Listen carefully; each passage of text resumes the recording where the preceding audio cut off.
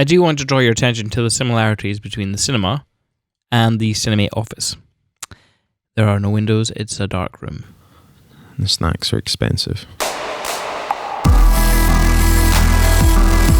The goal isn't to live forever. The goal is to create something that will. Hello, you're listening to Perspective, a podcast for wedding creatives where we sit down together, often with a special guest, and talk about our many years of experience in the wedding industry. Maybe you're thinking about getting into the wedding industry, or you've been here for quite some time and you just want two friends to listen to. Well, this podcast is for you. Welcome to episode 2 of the Perspective podcast. Today, Gregg and I are sitting down with Tom Armstrong, a young filmmaker based in Glasgow, who also heads up our sister company, Lovelock. We're going to be talking to Tom about our experience at the For Love's Sake workshop based over in Rotterdam. And, yeah. Before we get into it, what are we drinking today, Simon? We're drinking coffee this morning. It's another common, because why not? But this one is strong. It's their Brazil and Colombia blend. The tagline is, calling all night owls, alarm snoozers, and afternoon nappers. This punchy blend is for you. That sounds like an accurate description of me. I am about to go for a nap. You need the strong coffee today. Yeah. Is this to be enjoyed as a filter or espresso? Just Chemex it. And the taste notes are roasted nuts and dark chocolate. You'll be a fan of the roasted nuts, Tom. Tom Armstrong is an incredible filmmaker, lead shooter for our sister company, Lovelock, and friend. But why don't you tell us a little bit about yourself, Tom? There's not much more to me, to be honest. Well, I don't know, Tom. You've got more of a filmmaker background in terms of like music videos and other projects, not just weddings. That's true. I do quite a lot of music work, music videos and touring with bands and stuff like that. So it's good to, it's variation, which is quite good. And a lot of things that I do with my music stuff, I can bring into my wedding work and vice versa. And it sort of keeps you fresh, I think. I think so. Yeah. Yeah. It works. Shooting a live gig means you have to be quick and get the shot, get your settings in the click of a finger, Very which similar translates to weddings. Yeah. Yeah, and also if you've got like teams working with you as well, it's much like, working with a photographer on the day, or if you've got a second or something, it's, dealing with people and communicating to make it work, really. Yeah. And there's definitely a certain vibe to your style of shooting that definitely translates well into wedding films as well. You've got that kind of good energy about it. Yeah, I'd say that's... Yeah, I don't know, because obviously it changes over time, but I try not to shake about the camera too much at weddings. Yeah. I've shook that out of you. Yeah. I'll push it sometimes, and it'll often come out during dancing, especially, or even the couple shoot. You can, have some fun with that. But these days with wedding stuff, I spend more time sort of with composition wise. I think windows, give me mirrors, give me glass. That seems to be my go-to thing. And just being more deliberate with how you shoot. Like if I'm not happy with what I'm seeing, I'm not going to press record because I'm not going to use it. You don't do the awful habit of overshooting like Gregg and I do. That's a very Cinemate thing. I wouldn't say it's an awful habit. I'd say it's good to have lots of footage. It depends on the shoot, because some weddings you come away with and you've got loads, elopements especially, I find.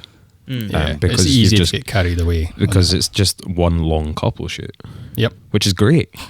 It's really, really nice. It feels really strange, but it's really good. But the more you do it, the more you sort of know what the product is, you know what the output is, and you're sort of editing as you go. in your mind, so like you know with what you're shooting. Well, for me, but depends on the job. Yeah.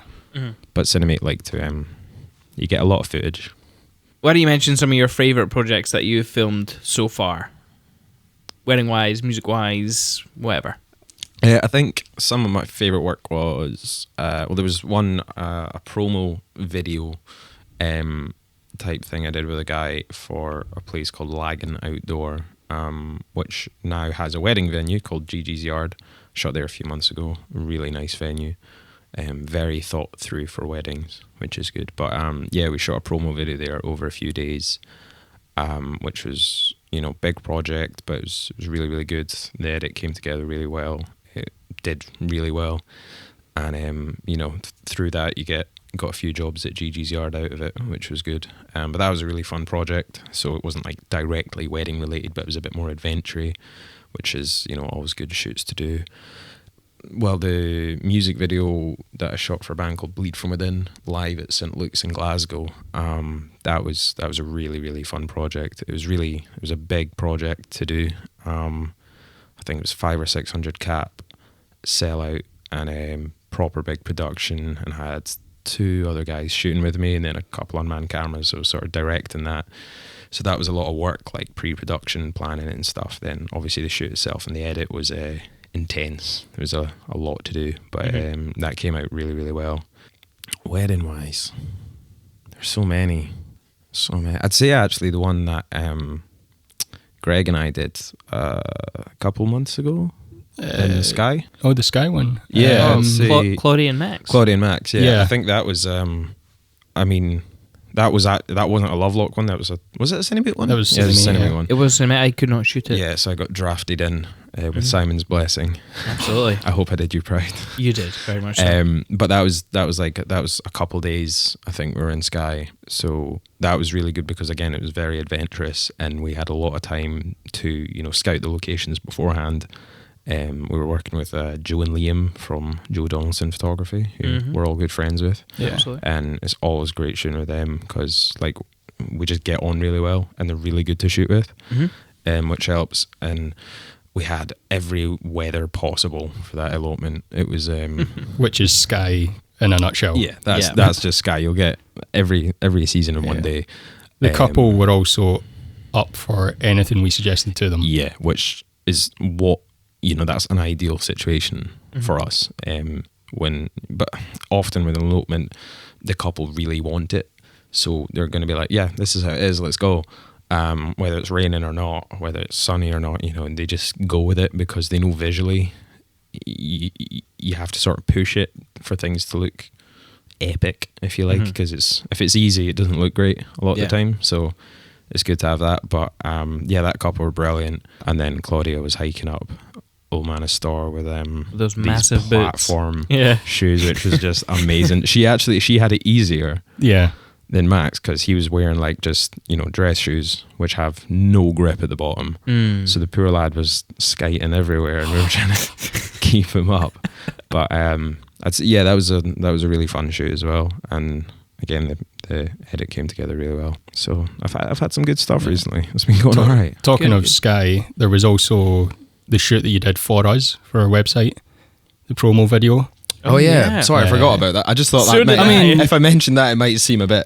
I'm a little disappointed that it didn't make it into notable shoots that you've been on, but no, you know, well, like I mean, there's many notable shoots I've been on. But I can't come on the Cinemate podcast and be like, yeah, notable shoot I did was your promo video. Yeah, it was though. That was really good fun. It was an extremely wet one. Yeah, the rain did not stop for us that time. That was an intense couple of days. That's because you were in a van with me for so many hours.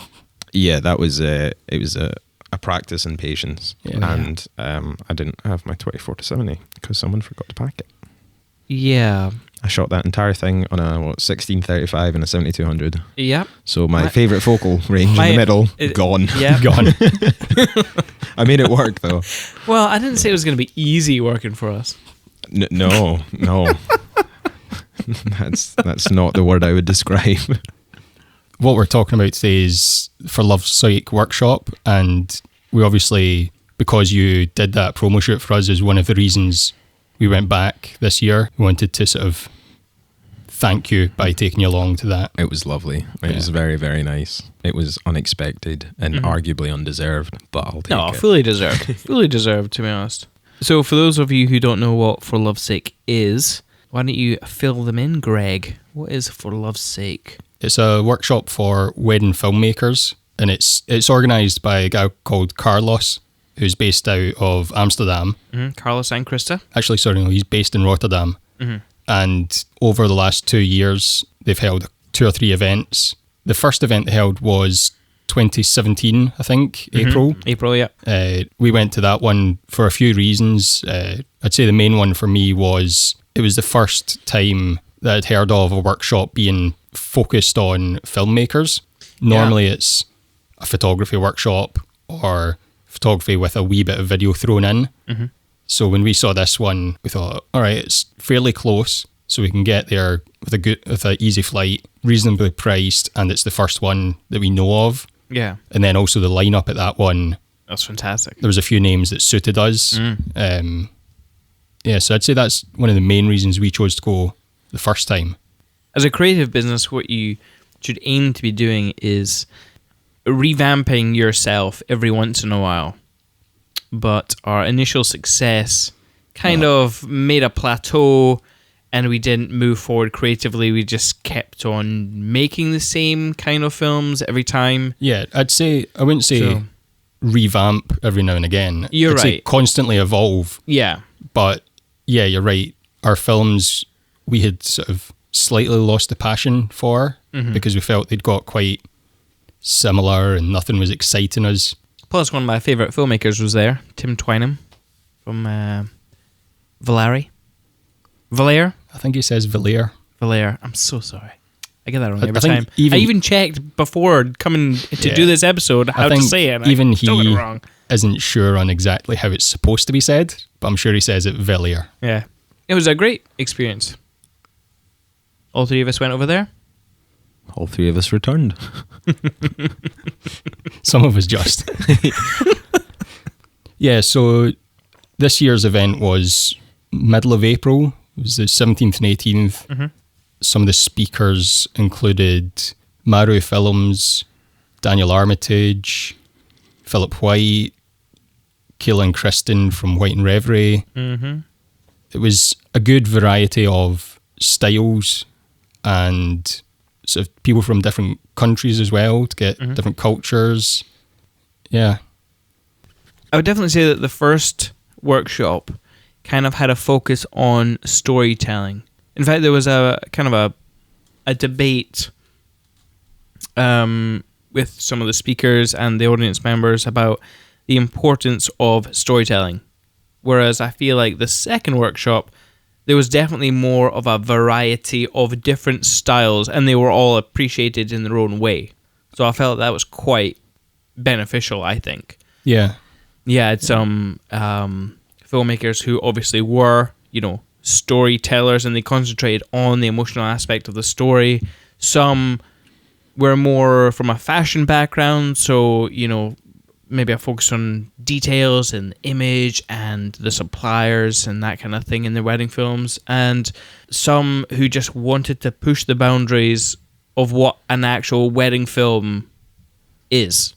So Tom, this was obviously your first time going. It was. How did you feel it was as a workshop? Or I thought it was really good.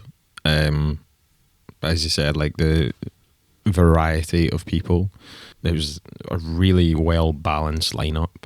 I recognised most of the names before I went. Anyone that you didn't know? I've forgotten. Pascal. Ironically, yeah, I don't think I'd heard of him before. Yeah, he was one that I didn't know either.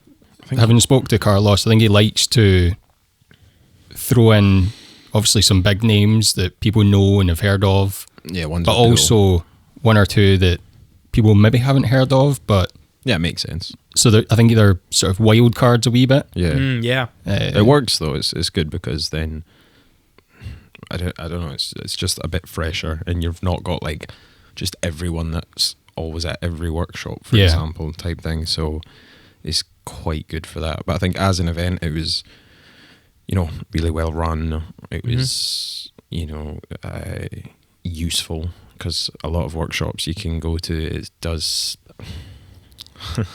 it can seem a bit like a ego stroking project for some speakers, when you come away from it like, well, I know how good you are, but there was nothing actionable I really walked away with from that. But I'd say every talk at For Love's Sake, there was little bits that you took from it and you're like, oh cool, like I can use that, or I never thought about that before. So it was good for that, and nobody stood there and just like talked about themselves and didn't do anything. I'm not saying loads of things do it, but it's, we all know that is a thing that happens sometimes.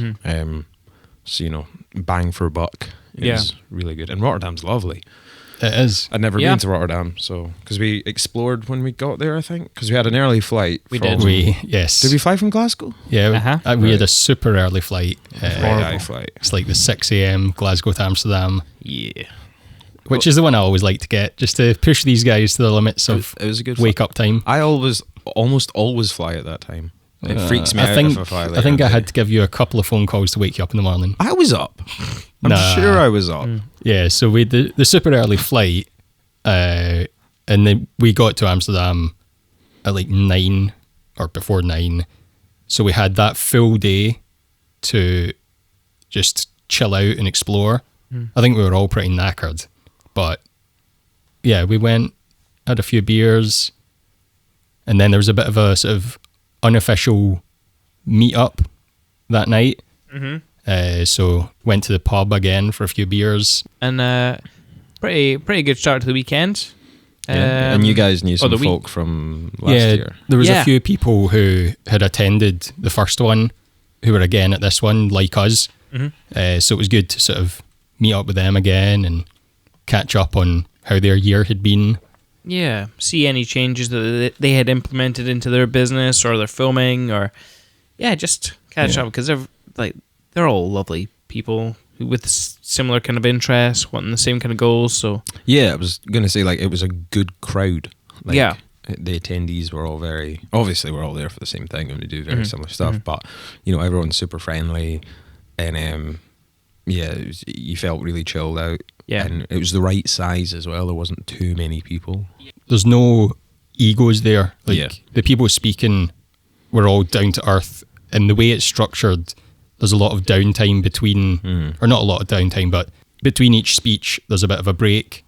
So that's where you can go and chill out and chat to some other filmmakers, and all the speakers are just mingling as well. Yeah. They don't sort of sneak off and hide away anywhere. It's a secret room. They're just like us, other filmmakers. It's good to just... Well, they are. Yeah, exactly. They're people, man. But no, I know what you mean, because sometimes, like, they're just by being speakers, they're put on this pedestal that, like, of importance, if you like. And they are important. I'm not saying they're not important, but it was really good that they were just, like, hanging out with everyone and chatting away and, just getting involved. Because there's only so much audience participation you can sort of get. So it was really good just to chat with them. And I think we all managed to have a conversation with most of them, I think, at some point over the 2 days. So on the first day, the speakers were Remy and Puke from Maru, who I'm just going to apologise just now for pronunciation of all names, because some of them will be wrong. Sorry. Even though I know these people in person, just putting that out there. We're trying. So it was Maru Films, Daniel Armitage from Shoot Me Now, Alejandro Calori from Reel and Short, and then I think it was Craig Adams from When Film School that closed out the first day. So was there any sort of major takeaway from the first day that you sort of remember, or anything, Tom? I think Remy and Puke's was mainly storytelling. Yes, it was. I liked how they sort of broke down using anagrams their sort of process of storytelling, if you like. I think going back to the event as a whole, Maru's talk was quite like technical in terms of they broke down how storytelling works, etc. Whereas you had other talks which were not about the technicality of it at all. It was more about, almost actually there was a lot of it was pulling on sort of work-life balance, which I thought was really, really interesting, really good to be talked about, because like everyone thinks it's super cool to be seen to be busy and hustling and all that, but yeah, it's, you know, it's good to do, but only if it's maintainable. There's more to life than just wedding films. Yeah. So I think it was really good that quite a few speakers touched on that some more in depth. Yeah, I like that. I actually really appreciated the one. It was Daniel who talked about sort of work-life balance and getting sort of burnt out. Yeah. And I'd then, say his was one of my favourite talks, I'd say. Yeah, Yeah. me too. For the whole thing. I think it was a lot for a lot of people. yeah, definitely. It's one that will stick with a lot of people. Yeah. Like there'll be wee nuggets from everybody's speech, but I think his in particular, yeah, it was sort of good to sort of hear that, because as you say, it's cool just now, the things like, oh yeah, hustle, but hustling for the right sort of reasons and doing it properly. Yeah, if you hustle and you run yourself into the ground, then you're no good to anyone. Yeah. So you need to be able to work to a high level, but do it efficiently and look after yourself, which is what a lot of people sort of forget sometimes. But it's good that it's getting talked more and more about in the sort of industry as a whole, across video, across photo, across suppliers probably as well. It's, you know, it's at the front of folks' mind, which is good. Yeah. And then you'd Alejandro with his manifesto. Yeah. It was pretty cool to see how much thought he puts into every single film. It's just seeing how he works. Yeah, like him reading this manifesto and explaining it, it shows you how he thinks, which is interesting. Because you watch his films and you're like, these are crazy. Like sometimes they're so deliberate. Yeah. Yeah, exactly. You Like, know everything's deliberate, because you know, someone could look at it and think, "Oh, this is random. Why is it like that? That doesn't make any sense." But you can tell it's very, very deliberate, everything that's done, and that's why they're very different to anything else. I feel like you could very easily look at one of his films and go, "Oh, he's just done that," or "That's a bit random. Why?" But then, you know, you read through his manifesto and it's like, everything he does is super deliberate. But the films themselves, like, you don't have to like have the manifesto to understand the films. Yeah. No, I mean it helps, but like if you're like us and you're interested in it, and then knowing the manifesto helps. But in general, like you could watch his work and just be like, oh, that's just, I mean, it's not for everyone, obviously. No, but there are very particular style. It's cool. It's different. Yeah. And only he can do it.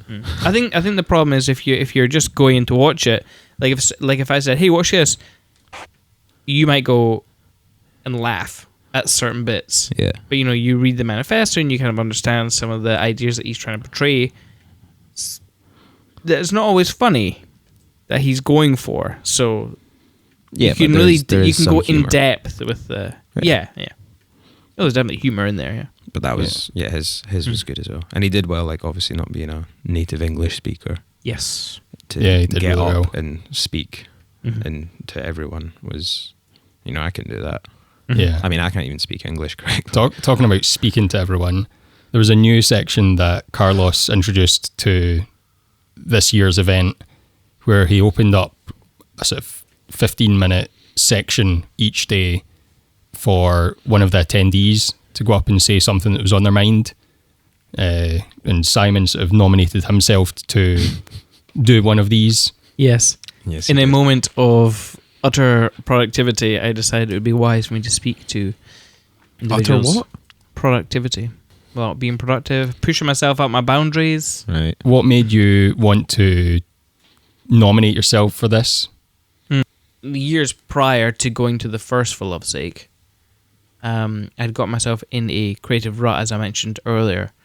But not only that, you know, the whole work-life balance thing was particularly difficult.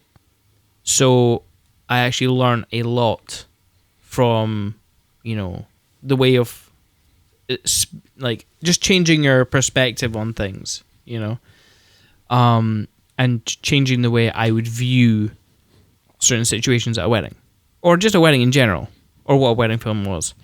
So the focus on my talk was the correlation between, you know, what we create and how it makes us feel, Because obviously I think in the job that we do, that we focus too much on what couples expect of us.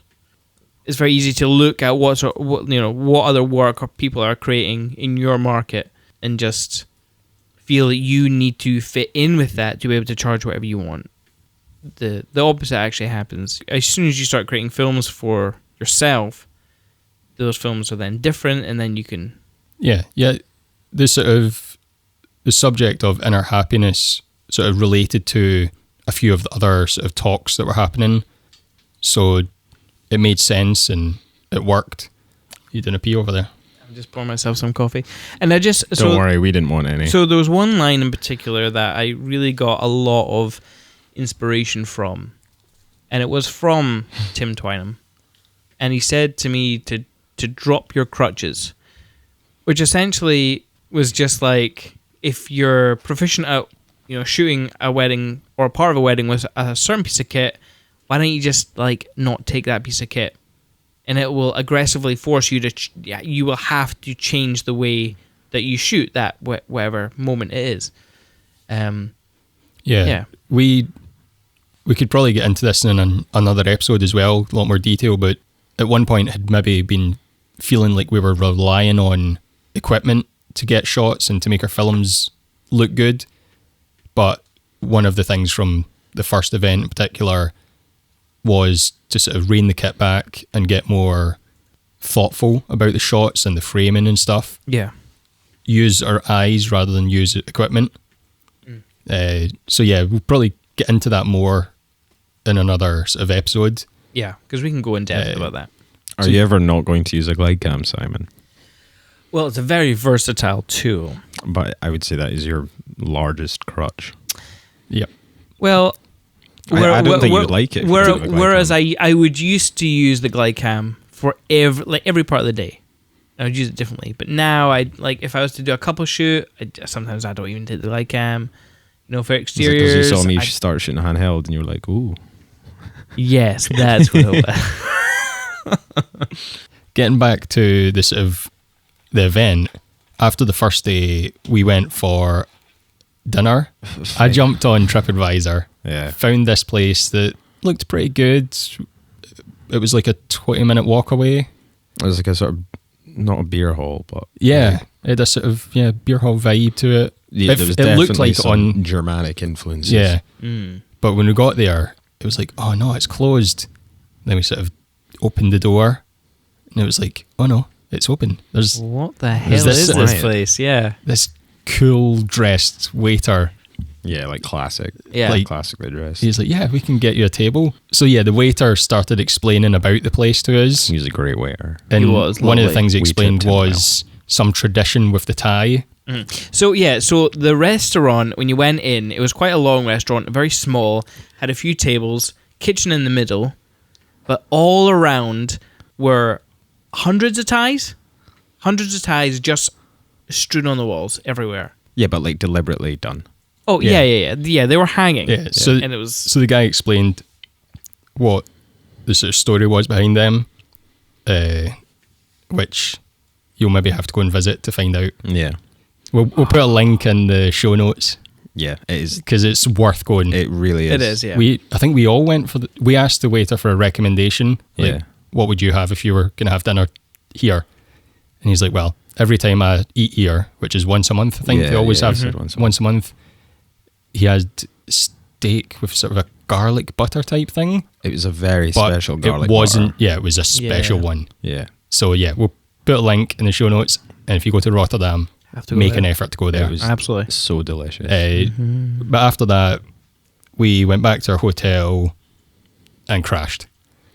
Then we were pretty tired. So day 2, the speakers were Philip White, Pascal Delay, I think that's how you say it, Sebastian Neandrica from Super Weddings. There was a girl called Wingman who did a talk. I love her. She's which was great. Not wedding film at all. 3310. 3310. And then Kayla and Christine from White and Reverie closed out the final day. Can you get a more beautiful couple?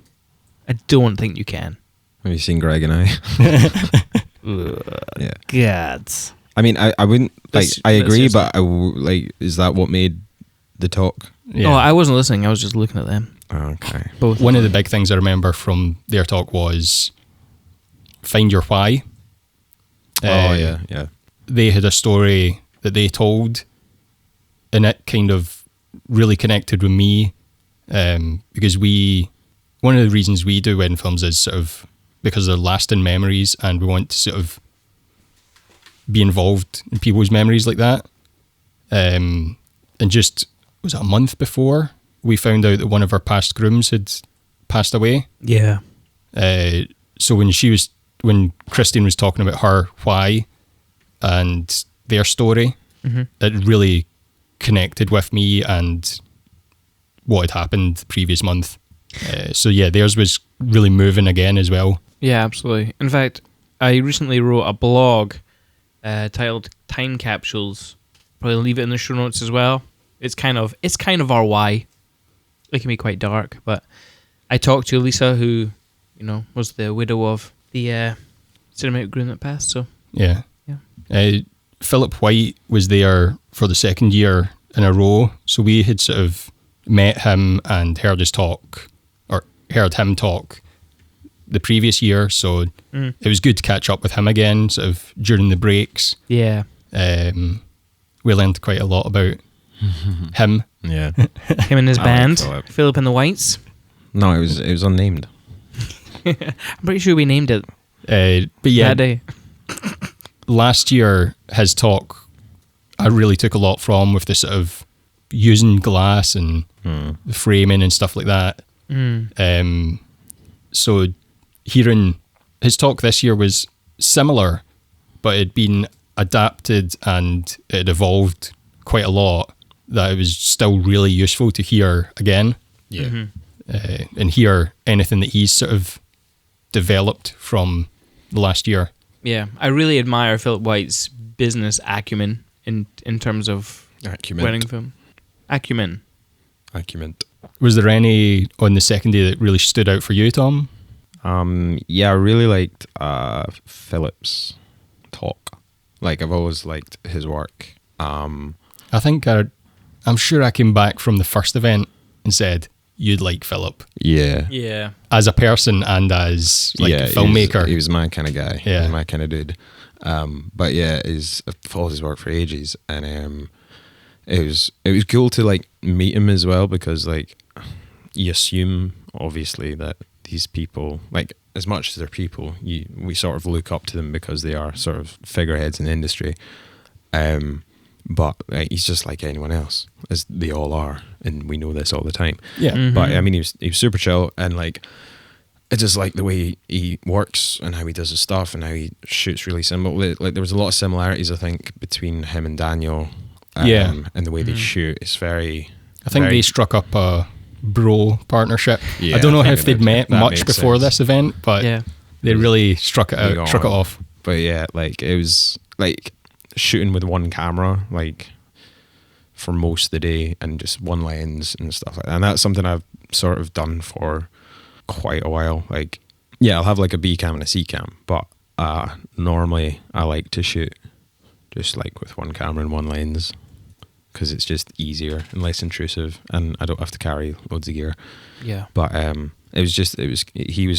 his talk was good because it touched on technical stuff. It touched on sort of theory type stuff. There were some good stories, some good horror stories, and I liked as well, like, the event overall. Like, a lot of folk showed their like first films, Yeah. Yeah. which was like I wanted more first films. that was good, because it shows you, like, I mean, there was some shocking stuff in there. Oh, It was amazing. great, like, properly painful. That karaoke. But- Who did that belong to? Was that Philip? I think Was that that was Philip's karaoke? Oh my It was, yeah. goodness. That's Philip, that was something. fantastic. But no, I thought, yeah, his talk was really good. I really liked that, and I liked White and Reverie as well. Obviously, like, it was a good talk. It was very well rehearsed, very well done. You could tell a lot of work had gone into it. Yeah. Yeah. Obviously, they worked well as a duo, both filming and speaking. Mm-hmm. So yeah, I took a lot from that as well. And it was because at that point, like, you've spent 2 days sat in a cinema in the dark for 8 hours a day. Yeah, and it must have been hard to be the last one up. Yeah, because but they managed to. I'm not saying that it was boring, but they managed to keep everyone's interest. Yeah, which I think is being really, really American helped there, because Americans are quite outgoing and typically confident, and yeah, I think that helped them. I do want to draw your attention to the similarities between the cinema and the Cinemate office. There are no windows, it's a dark room.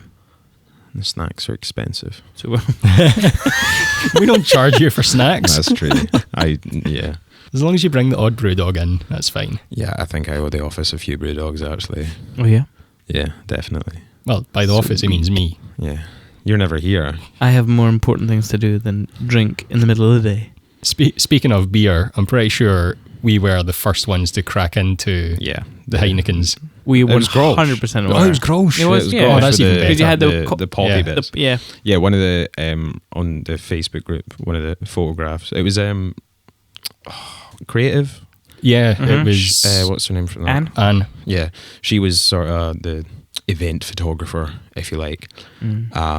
So she was there, obviously, and she was there with Ricardo as well. He was there because he did a bit on the Let's Tell a Story. Yeah, he sort of thing announced that's getting that. launched. But yeah, she was there photographing, and the one photograph of us, you don't see our faces. It's just a shot of our midriff, all holding beer, and it's like, taking the Scottish stereotype. Absolutely. Yeah, you got to. From the first event, there was a story about how in Dutch cinemas there's a sort of tradition of popping the Grolsch. Oh, is that where that came from? So Yeah. that happened in the first year, and we were like, yeah, I'm going to buy a beer for the last talk. It's Yeah, like, let's it's about time to start drinking. Yeah. Let's continue this trend. And yeah, we started the trend. That's why we did it. some- I just joined in. I didn't know what was going on. So yeah, as soon as Kayla and Kristen started talking, they showed a film, and we were like, pop. Yeah. Yeah. Although I don't know if they understood that. I'm not sure if they did. I hope they but didn't think we were being rude. some of our friends that were sitting in the row in front of us, who were Dutch, turned around and had a good sort of Oh Smile. yeah, because there was a few Dutch people there. Yeah, there's Yeah. quite a few locals come along as well. That was cool. Yeah. And then then afterwards, after the second day, we sort of just all stood about for a while chatting, and then there was There was an official closing Was it dinner a sort of dinner thing, arranged, which organised was by Carlos delicious. and Krista. so good. Yeah. It was really nice. So yeah. good. So yeah, and it was just around the corner. It wasn't very far away. Yeah. And then it was like the top floor of this restaurant that had just been sort of booked out, and then it was like a proper decent meal. Yeah. That was lovely. Like it was very nice. So we all got there and we all had like wine on arrival and just hanging out outside. Then went in and just had a really, really good dinner. And at that point, everyone like sort of knows everyone. You know what I mean? Because you've like spent 2 days with these people. And then we went to. Was it like that? It was a cocktail bar afterwards, wasn't it? Yeah, we went round the corner. Well, a wee bit further. Steepest like a- steps in the world. Yeah. Like Yeah. that country loves its steep steps. Oh, yes. Yeah. That was Which are oh man. a nightmare when you're a wee bit drunk. Yeah, a wee bit tipsy, like responsible drinking. But wee like, bit. Oh my goodness. Yeah, everybody went to So warm. the cocktail as well. bar. I was 40 I euro was for disappointed 3 gin they and had, tonics. they had gotten away with the pool Yeah. table. I'm very disappointed about that. Yeah, that's true. We packed that place out. I know. What was Well, that, Tom? How much was your round? It was like 37 or 40 euro for 3 gin and tonics. I mean, don't get me wrong, they were delicious. Yeah. But it hurt a little bit parting with it. I wish I went for like a more obscure cocktail, not just a gin and tonic. Yeah. Although it did have like a micro forest on top of it, which I thought was kind of cool. They put a lot of effort into those drinks. It took a I'll- long I'll- time. Yeah. I'll give it. I'm I'll pretty give them sure they asked sort of just, what flavours do you like? And I'll make you a cocktail. It's like, Yeah. that's cool. That guy was rather cool. Yeah. The There's no pints creations. of tenants. Yeah. There's no beer on draft. But that was okay. So that was that was cool. And then what happened Then, after that? then we nursed. Oh, no. Oh, yeah. We went. And then Some of us went back to Carlos and Krista's. Oh yeah. some of us couldn't That handle Oh, you went home anymore. Yeah, you had to Yeah. go to your hotel. I was done. So couldn't. Tom and myself went back to Carlos and Krista's flat along with a good few others. Yeah. There's Cale and Kristen was there, Philip and Daniel. Yeah, Pascal was there for a while as well. Yeah, he was. I can't remember. Things start getting a little blurry. As you can tell, well, actually, we went into their flat and they just went to their kitchen, grabbed bottles of stuff, just put them on the table. We didn't know what it was. And said, it was amazing. Help yourself to anything here. There was wine, there was so vodka, there nice. was everything. It was like, they were very, very nice. Lovely little apartment as well. It is, yeah. And then we found a guitar, and then, there was some sing-alongs. One of my favourite things, then my standout memory was 500 Miles by the Proclaimers that Gregg and I took the lead on, being the only Scotsman in the room. Yeah, and fantastic. Yeah. Daniel was jamming on the guitar. Yeah, we were belting out 500 Miles. Loudly. Everyone joined in. Yeah, they were loving it. Like, well, I mean, like there's video evidence, so like it was good. But it was a very, it was a really fun moment. Yeah, and I think it was cool to like round it off like that. Yeah. So we got back to our hotel at like 4 or something. Yeah, maybe. Stood outside chatting to Cale and Kristen for a while. Yeah. Eventually went in. Sorry. And nursed a few hangovers the next morning. We got up because we had to fly the next day, but we didn't fly till 9 at night. Yep. So we had the whole day to venture about. We just sort of, because we had to check out the hotel at a certain time. Yeah. And so we just went to the park, hung out there for a bit, walked along the river. Found a bar. And then I think a nice way to round it off would be Gregg's mishap on the way back to the airport. Gregg, would you like to? Yeah. I want to hear you explain it. Well, hang on a minute. First of all, there was your mishap. Because hours before we had to leave for the train, you were like, oh my God, I've left my power socket or something. Thank you, Simon. I had forgot about that. Yeah, I forgot about that. Yeah, I left and you're like, I gotta go. Yeah, I left my battery, like my external battery for my phone in Carlos' flat the night before. Yeah. So Gregg kindly arranged for me to go get it with Carlos, and then so I like walked to his apartment and then got it off him and just apologized. So meanwhile, and then I had to get an Uber to the train station because I was meanwhile Simon and I were in another bar with some of our friends, looking at the time, going, right, we better get to the train station. Yeah. Tom's going to meet us there. We got there just after having a few beers, bought the tickets. Yeah. Tom turns up just in time, jump on the train, get to the airport. It's all good. It's all good. I can't remember when I realised, but I noticed that I didn't have my camera, which was a RX100 Mark IV. I'd like to say that I went with an RX100 Mark IV as well, and I returned with an RX100 Mark IV. Was it mine? No, it was definitely mine. No, I was the also responsible one. went with a camera, a 1DX Mark II. I don't think anyone could forget that tank. No, but yeah, somehow I managed to sit my wee point and shoot camera down on the train, stand up and walk off. Made sure and get my bag with my passport. So the next day, emailed I don't know what the train line's called, but emailed the train line and said, don't know if there's any chance of this, but I think I might have left my camera. They replied fairly quickly, actually. I've got nothing bad to say about the train line because they found the camera. It had been handed in. That genuinely incredible. Yeah. The main busiest train from Rotterdam to Schiphol Airport, and someone was kind enough to hand that in. You don't get that on ScotRail. Yeah. No.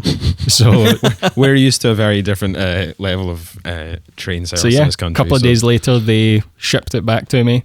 Got all my images from walking around Rotterdam.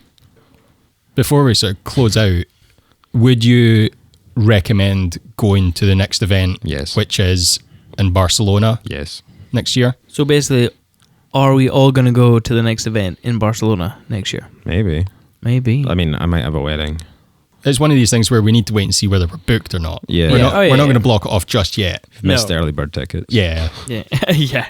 But I always like to support for love's sake. I think it's a good community. Yeah. Yeah. And as we've said before, it's a good size of event.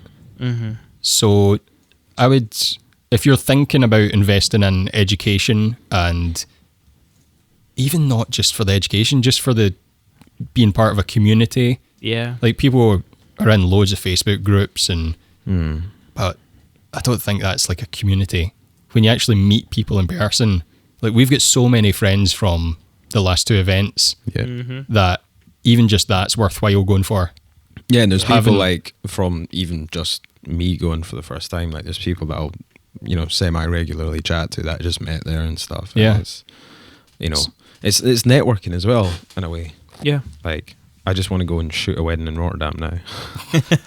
So yeah, I would definitely recommend thinking about going next time. Absolutely.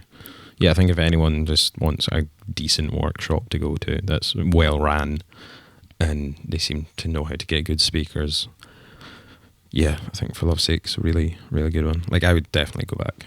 Yeah. But yeah, great event. Thank you for taking me. You're welcome. You're very welcome. Yeah. It was a pleasure. Hopefully we'll see some of you at next year's event. Yeah, thanks for listening. Thank you very much.